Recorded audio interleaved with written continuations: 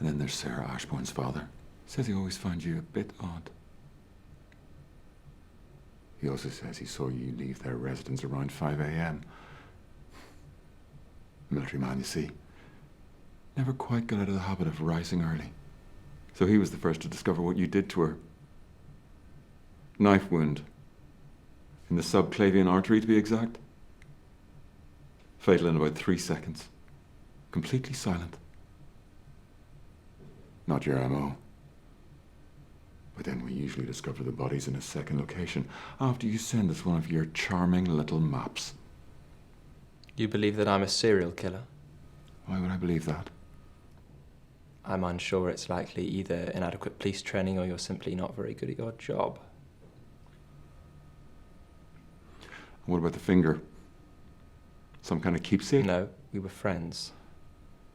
And I'm supposed to set aside all the evidence against you because you say you're friends. Yes, and because you don't have evidence against me, you have evidence against Sarah's father.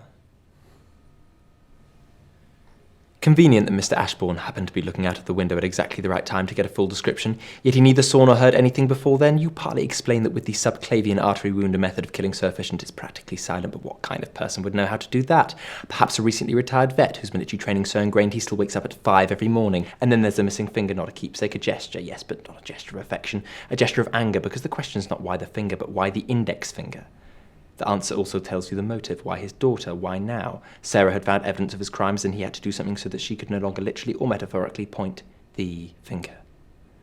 Of course, that's all conjecture. So, what evidence?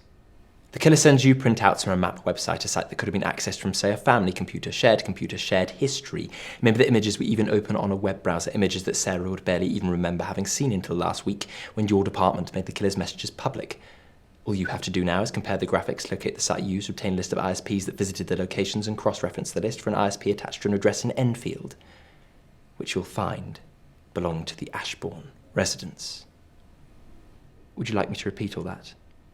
Or do you prefer your case, built primarily on a serial killer's assertion that he finds me a bit odd?